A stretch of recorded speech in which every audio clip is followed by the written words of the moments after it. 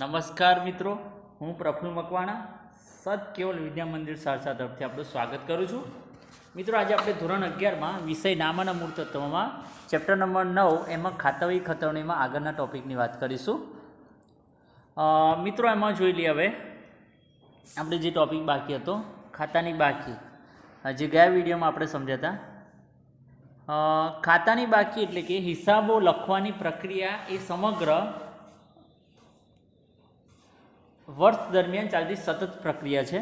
વેપારી વર્ષ દરમિયાન જુદા જુદા ખાતાની પરિસ્થિતિ જાણવા કે કોઈ માહિતી મેળવવા ખાતાવહીમાં બનાવેલ ખાતાઓ જોઈ જરૂરી વિગતો મેળવી શકે છે. નિયત મુદતના અંતે ખાતાનું તારણ મેળવવાની પ્રક્રિયાને ખાતાની બાકી શોધવાની પ્રક્રિયા તરીકે ઓળખવામાં આવે છે. ખાતાના તારણ માટે કોઈપણ ખાતાની ઉધાર બાજુની રકમો અને જમા બાજુની રકમોનો તફાવત શોધવામાં આવે છે, જેને જે તે ખાતાની બાકી કહેવાય છે. ખાતાની બાકી શોધવાની પ્રક્રિયા નીચેની વિગતો અને જુદા જુદા ઉદાહરણો દ્વારા સમજીએ. પહેલું, બાકી શોધવા માટે ખાતાની ઉધાર બાજુની રકમનો સરવાળો તથા જમા બાજુની રકમનો સરવાળો કરી તે બંને વચ્ચેનો તફાવત શોધવામાં આવે છે. બરાબર, દાખલા તરીકે આપણે આ ઉધાર બાજુ છે અને આ જમા બાજુ છે. બરાબર, તો ઉધાર બાજુ અને જમા બાજુ, ઉધાર બાજુ પર અને જમા બાજુનું પહેલાં ટોટલ થાય. એક્ઝામ્પલ તરીકે અહીંયા આગળ 5,000 છે, અહીંયા આગળ 10,000 છે. બરાબર, તો આપણે ટોટલ કરીએ એટલે ટોટલમાં જમા બાજુનું ટોટલ 10,000 વધારે મળે છે. આ ટોટલ આપણે ઉધાર બાજુ પર 10,000 અહીં મૂકી દઈએ છીએ.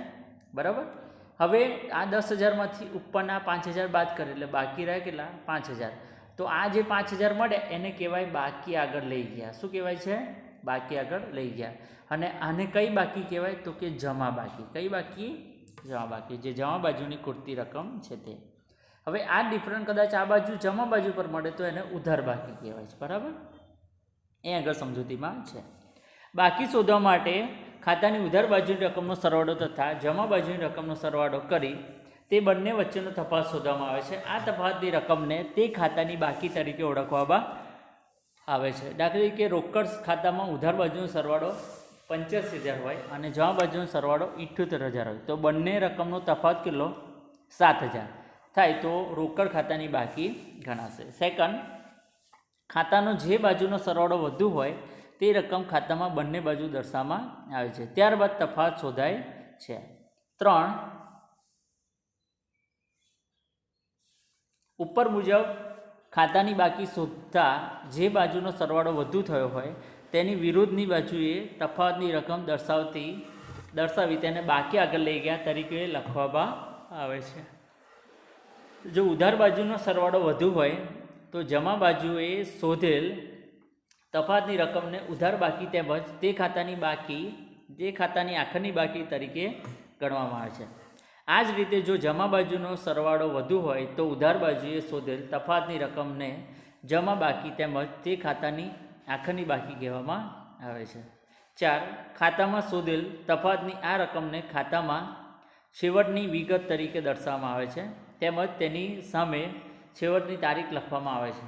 5, ઉપર મુજબ શોધેલ ખાતાની બાકી નવા હિસાબી સમય માટે શરૂઆતની બાકી ગણાશે.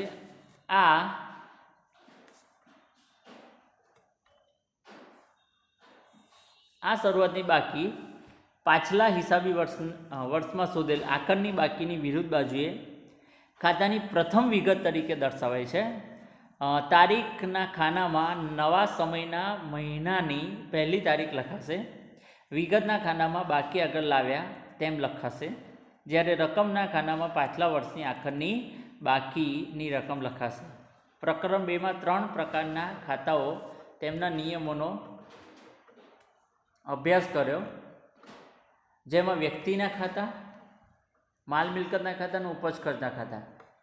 તો વ્યક્તિના ખાતાઓ અને માલ મિલકતના ખાતાઓની વર્ષના અંતે બાકી હોઈ શકે છે, જે વર્ષની અંતે બાકી આગળ લઈ ગયા તરીકે દર્શાવે છે, અને પછીના વર્ષની શરૂઆતની બાકી આગળ લાવ્યા તરીકે દર્શાવે છે. ઉપજ ખર્ચના ખાતા વર્ષને અંતે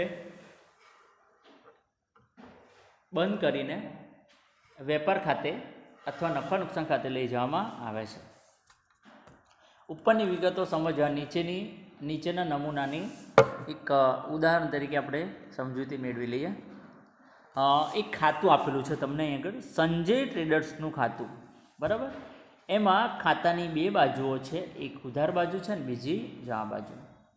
પહેલું ખાનું તારીખ, બીજું ખાનું વિગત, નોંધણી પાન નંબર અને રકમ રૂપિયા. સેમ એવું જમા બાજુ તારીખ, વિગત, નોંધણી પાન નંબર અને રકમ રૂપિયા, બરાબર. તો આ પ્રમાણે આપણે જોઈએ તો એમાં હવે ટોટલ કરીએ છીએ આપણે ખાતાનું. તો ખાતાનું ટોટલ કરતાં ઉધાર બાજુનું ટોટલ વધારે મળે છે, 69,000 એટલે 69,000. આ 69,000 આપણે જમા બાજુ પર મૂકી દેવાના, 69,000. 69,000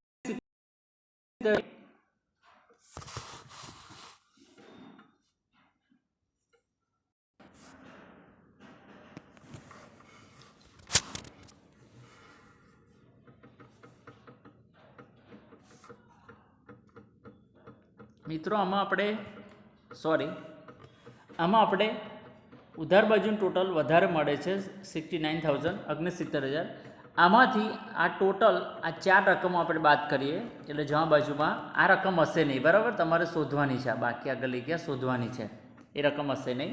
એટલે તમારે ટોટલ કરો તો તમને અહીં આગળ 69,000 એટલે 69,000માંથી તમે 5,000, 16,000, 12,000 ને 8,000 બાદ કરો એટલે તમને મળે બાકી આગળ 28,000. કેટલા મળે છે? 28,000. આને કહેવાય બાકી આગળ લઈ ગયા. શું કહેવાય છે? બાકી આગળ લઈ ગયા. તારીખ, છેલ્લી તારીખ આવે મહિનાની 31 તારીખ, બરાબર. માર્ચમાં 31 દિવસ હોય એટલા માટે આને કહેવાય બાકી આગળ લઈ ગયા 28,000. હવે આ બાકી બીજા મહિને, માર્ચ પછી કયો મહિનો આવે? એપ્રિલ. એપ્રિલમાં કઈ તારીખ આવશે? પહેલી તારીખમાં આને બાકી આગળ લઈ ગયા કહેવાય, પણ આને શું કહેવાય? બાકી આગળ લાવ્યા, અથવા ટૂંકમાં આ લાવ્યા, બરાબર. આ 28,000 આપણે આવતા મહિને શરૂઆતની બાકી કહેવાય, એને કહેવાય બાકી આગળ લઈ ગયા. તો તફાવતની રકમ અહીં આગળ નીચે સમજાયેલી છે. 41,000 અહીં આગળ જમા બાજુ ટોટલ હતું, 69,000 ઉધાર બાજુનું, એમાંથી 41,000 બાદ કર્યા એટલે બાકી રહ્યા 28,000, જે બાકી આગળ લઈ ગયા છે, બરાબર. ઓકે. હવે મિત્રો આગળ જોઈએ. હવે એમાં એક પોઈન્ટ પણ સમજવાનો મિત્રો, કે અહીં આગળ આપણે ઉપર જે ખાતું હતું એમાં જમા બાજુ પર મળે ડિફરન્ટ. આને તમારે નવા મહિનામાં લઈ જાઓ એટલે ઉધાર બાજુ લખવાનું. કઈ લખવાનું છે? ઉધાર બાજુ, બરાબર. આટલું યાદ રાખવાનું. નેક્સ્ટ, કોઈ ખાતામાં ફક્ત એક જ બાજુ વ્યવહારો નોંધાયેલા હોય ત્યારે, એટલે કોઈ એક જ બાજુ વ્યવહારો નોંધાયા હોય ત્યારે, જો કોઈ ખાતાની તેની એક જ બાજુ પર વ્યવહારો નોંધાયેલ હોય અને બીજી બાજુ પર કોઈ વ્યવહાર નોંધાયેલો ના હોય ત્યારે પણ ઉપર આપેલ નમૂનાની રીત પ્રમાણે બાકી શોધવામાં આવે છે. દાખલા તરીકે પગારનું ખાતું, ઉધાર અને જમા. તો કે બેંક ખાતે, રોકડ ખાતે અને રોકડ ખાતે. હવે ઉધાર બાજુનું ટોટલ 30,000 છે. જમા બાજુ કોઈ વિગત હશે નહીં, બરાબર. એવું સમજો આપણે, કોઈ વિગત નહીં હોય. તો અહીં આગળ શું કર્યું છે કે આ વિગત આપણે અહીં આગળ ઉધાર બાજુનું ટોટલ કર્યું એટલે જમા બાજુ એ ટોટલ મૂકી દેવાનું પહેલાં 30,000. કોઈ રકમ નથી એટલે આપણે બાકી આની કેટલી લખીએ? અહીં આગળ 30,000. તો આને કહેવાય બાકી આગળ લઈ ગયા, બરાબર. 30,000, કારણ કે તફાવત કશું છે નહીં એટલે 30,000 એવાને એવા મૂક્યા. આ બાકી આગળ લઈ ગયા અને નવા મહિનામાં આપણે આ લાવ્યા એટલે બાકી આગળ લાવ્યા. અહીં જૂન પછી જુલાઈ મહિનો છે, બરાબર. આ બાજુ જમા બાજુ પર અને નવા મહિને ઉધાર બાજુ પર નોંધવાના. તો આ પ્રમાણે આપણે એની એન્ટ્રી કરી. ઓકે. હવે નેક્સ્ટ જોઈએ મિત્રો. કોઈપણ ખાતામાં બાકીની દ્રષ્ટિએ નીચે મુજબ 3 પરિસ્થિતિઓ પૈકી એક પરિસ્થિતિ હોઈ શકે છે. એક ઉધાર બાકી, બીજી જમા બાકી અને ત્રીજું સરભર ખાતું, બરાબર. તો એમાં પહેલું જોઈએ ઉધાર બાકી. કોઈ ખાતામાં તેની ઉધાર બાજુની રકમોનો સરવાળો તેની જમા બાજુની રકમોનો સરવાળો કરતાં વધુ હોય તો તફાવતની રકમ જમા બાજુ લખાય છે અને તફાવત તરીકે મળતી બાકીને ઉધાર બાકી તરીકે ઓળખવામાં આવે છે. સેકન્ડ, જમા બાકી. જે ખાતામાં તેની જમા બાજુની રકમોનો સરવાળો તેની ઉધાર બાજુની રકમનો સરવાળો કરતાં વધુ હોય તો તફાવતની રકમ ઉધાર બાજુ લખાય છે અને તફાવત તરીકે મળતી બાકીને તે ખાતાની જમા બાકી તરીકે ગણવામાં આવે છે. 3, સરભર ખાતું. જ્યારે કોઈ ખાતામાં બંને બાજુની રકમોનો સરવાળો એક સરખો હોય ત્યારે રકમોનો કોઈ તફાવત રહેતો નથી, તેથી ખાતાની કોઈ બાકી મળશે નહીં. આ પ્રકારના ખાતાને સરભર ખાતું કહેવામાં આવે છે. હવે તમને ડિટેલ વાઇઝ આપણે ઉદાહરણ દ્વારા સમજીએ મિત્રો. નીચે આપેલ ખાતાઓ શૈલેજાની ખાતાઓમાં લેવામાં આવેલા છે. દરેક ખાતાની બાકી ઉધાર બાકી છે કે જમા તે જણાવો. બરાબર. હવે અહીં સમજવાનું પહેલાં કે ઉધાર બાકી છે કે જમા. સૌ પ્રથમ પહેલું ખાતું મૂડી ખાતું. મૂડી ખાતામાં જમા બાજુનું ટોટલ વધારે મળે છે 4,70,000. બરાબર. તો હવે એમાંથી આપણે આ જમા ઉધાર બાજુ કોઈ છે નહીં રકમ, એટલે આ 4,70,000 ટોટલ અહીં મૂકીને આપણે 4,70,000 લખ્યા. આને કહેવાય બાકી આગળ લઈ ગયા. શું કહેવાય? બાકી આગળ લઈ ગયા. આને આપણે જમા બાકી કહીશું. શું કહીશું? આ બાકી આગળ લઈ ગયા મિત્રો, આને આપણે જમા બાકી કહેવાય. કઈ બાકી? જમા બાકી. કારણ કે જમા બાજુનું ટોટલ ખૂટે છે એટલા માટે. ઓકે. પછી છે મકાન ખાતું. મકાન ખાતું એમાં ઉધાર બાજુનું ટોટલ વધારે મળે છે 4,20,000 અને બાકી આગળ લઈ ગયા મળે 4,20,000 જમા બાજુ. એટલે આને કહીશું આપણે ઉધાર બાકી. કઈ બાકી? ઉધાર બાકી. બરાબર. આને ઉધાર બાકી, કારણ કે ઉધાર બાજુની ખૂટતી રકમ એટલે ઉધાર બાકી. ફર્નિચરનું ખાતું. ફર્નિચર ખાતામાં ઉધાર બાજુ રોનક ફર્નિચર માર્ટ ખાતે 40,000 છે, જમા બાજુ ડિફરન્ટ મળે છે, બાકી આગળ લઈ ગયા 40,000. એટલે આને પણ કહીશું આપણે ઉધાર બાકી. કઈ બાકી? ઉધાર બાજુ, કારણ કે સામે ઉધાર બાકી છે એટલે ઉધાર બાકી એટલે ઉધાર બાજુની ખૂટતી રકમ. બરાબર. ખરીદ ખાતું. ખરીદ ખાતામાં પણ 85,000 ઉધાર બાજુ મળે, જમા બાજુ બાકી આગળ લઈ ગયા મળે છે 85,000. તો આને કહીશું આપણે આ રકમને કહીશું 85,000 ને ઉધાર બાકી, કારણ કે ખરીદીની પણ ઉધાર બાકી મળે છે. નેક્સ્ટ જોઈએ વેચાણ ખાતું. તો વેચાણ ખાતામાં જમા બાજુ ટોટલ મળે 1,20,000 અને આ બાજુનું બાકી એટલે તફાવત કેટલો મળે છે? 1,20,000. તો આને કહીશું જમા બાકી. કઈ બાકી? જમા બાકી. 1,20,000 ને જમા બાકી કહીશું. જેનિસનું ખાતું. એમાં ઉધાર બાજુ પર 1,20,000 મળે વેચાણ, જમા બાજુ પર ખાલી 80,000 હશે. કેટલા હશે? 80,000. એટલે 1,20,000માંથી આ 80,000 બાદ કરી એટલે બાકી કેટલા મળે? 40,000. તો આને કહેવાય બાકી આગળ લઈ ગયા. આ 40,000ને આપણે શું કહીશું? આ 40,000ને આપણે ઉધાર બાકી કહેવાય. કઈ બાકી કહેવાય? ઉધાર બાજુ, કારણ કે ઉધાર બાજુની ખૂટતી રકમ 40,000 ખાલી. બરાબર. જે બાકી આગળ લઈ ગયા છે. રાજેશનું ખાતું. રાજેશના ખાતામાં જમા બાજુ પર 85,000 ટોટલ મળે, 85,000. 85,000માંથી આપણે ઉધાર બાજુની આ બે રકમો બાદ કરી. બરાબર. તો ઉધાર બાજુની બે રકમો બાદ કરી એટલે આપણને મળે બાકી 50,000. આને કહેવાય બાકી આગળ લઈ ગયા. આને આપણે કહીશું જમા બાકી. કઈ બાકી? જમા બાકી, કારણ કે જમા બાજુની ખૂટતી રકમ છે એટલા માટે. પગારનું ખાતું. એમાં પગારના ખાતામાં ઉધાર બાજુ પર 12,000 મળે, જમા બાજુ કશું છે નહીં એટલે બાકી આગળ લઈ ગયા 12,000 ડિફરન્ટ મળ્યો. આને કહેવાય ઉધાર બાકી. કઈ બાકી? ઉધાર બાકી, કારણ કે ઉધાર બાજુની ખૂટતી રકમ. મળેલ કમિશન. તો રોકડ જમા બાજુ પર ટોટલ વધારે મળે છે 8,200. આ બાજુ ખૂટે છે ઉધાર બાજુ પર એટલે ઉધાર બાજુ ખૂટતી રકમ એટલે કે જમા બાજુની ખૂટતી રકમ કહેવાય. એને કહેવાય જમા બાકી. એટલે મિત્રો જે બાજુ તફાવત મળે ને એની સામેની બાજુ બાકી કહેવાય આપણે, એટલું યાદ રાખો. સોરી. બરાબર. યાદ રાખજો, સામેની બાજુ એ જ એની બાકી. બરાબર. અહીં આગળ જોઈએ તો આ જમા બાકી કહેવાય. ઓકે.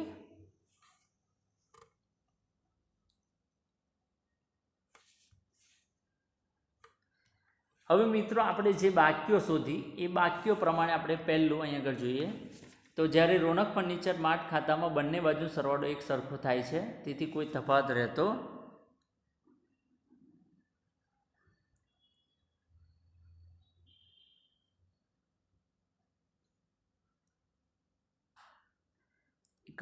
એક ખાતું તમને હું નમૂના તરીકે બતાડું મિત્રો.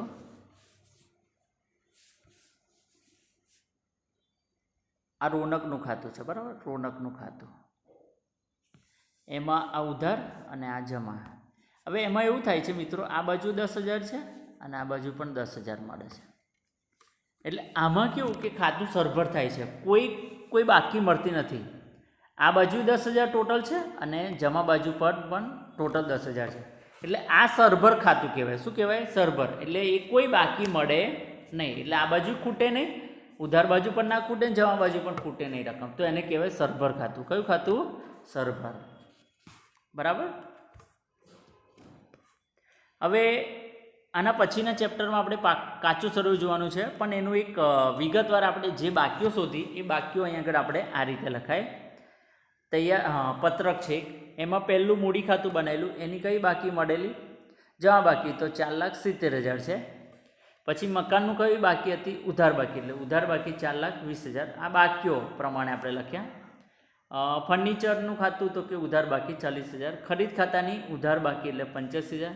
વેચાણ ખાતાની જમા બાકી એટલે 20,000. જેનિસનું ખાતું ઉધાર બાકી 40,000. રાજેશનું ખાતું 50,000 જમા બાકી.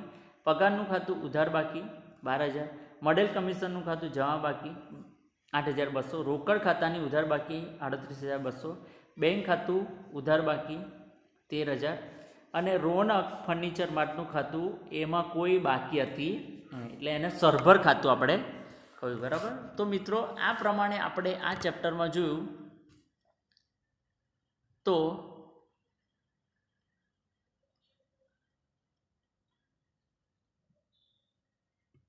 ખાતા વહી અને ખતવણી કઈ રીતે કરે છે. હવે આ જ પ્રમાણેના આપણે જે આગળ એક્ઝામ્પલ જોયા એ પેટા નોંધ પ્રમાણે પણ તમે જે પેટા નોંધમાં ખરીદ નોંધ, વેચાણ નોંધ એ બનાવતા હતા એવા એક્ઝામ્પલ ઓછા હોય છે. એટલે આમ નોંધ લખી અને ખાતા વહીમાં આપણે શું કરવાની હોય છે? ખતવણી કરવાની હોય છે. તો આ પ્રમાણેના એક્ઝામ્પલ તમારે એક્ઝામમાં પૂછાય છે. એક વિગત જોઈ લઈએ મિત્રો નીચે. અહીં ઉપર તૈયાર કરેલા પત્રકમાં ઉધાર બાકીની રકમનો સરવાળો તથા જમા બાકીની રકમનો સરવાળો એક સરખો મળે છે. દાખલા તરીકે જો આ બંને બાકીનો સરવાળો કેવો મળવો જોઈએ? સરખો. જો સરવાળો સરખો ના મળે તો કોઈ જગ્યાએ ભૂલ છે એવું આપણને ખબર પડે છે. તો આ પ્રકારના પત્રકને કાચું સરવૈયું તૈયાર કહેવામાં આવે છે. હવે કાચું સરવૈયું આના પછીના ચેપ્ટરમાં છે મિત્રો, જેનો વિગતવાર અભ્યાસ હવે પછીના પ્રકરણમાં કરીશું. આ પ્રકરણમાં આપણને જાણવા મળ્યું કે ખાતાની બાકીઓ ઉધાર બાકી કે જમા બાકી હોય છે. દ્વિનોંધીનામા પદ્ધતિના ઉધાર જમાના નિયમો અને વ્યવહારોના આધારે મોટાભાગના ખાતાઓની બાકી ઉધાર બાકી કે જમા બાકી એ નિશ્ચિત હોય છે. કાં તો જમા બાકી હોય કાં તો ઉધાર બાકી ફરજિયાત આપણને મળે છે. તો મિત્રો આ ચેપ્ટરમાં આપણે આટલું સુધી જોયું. બરાબર.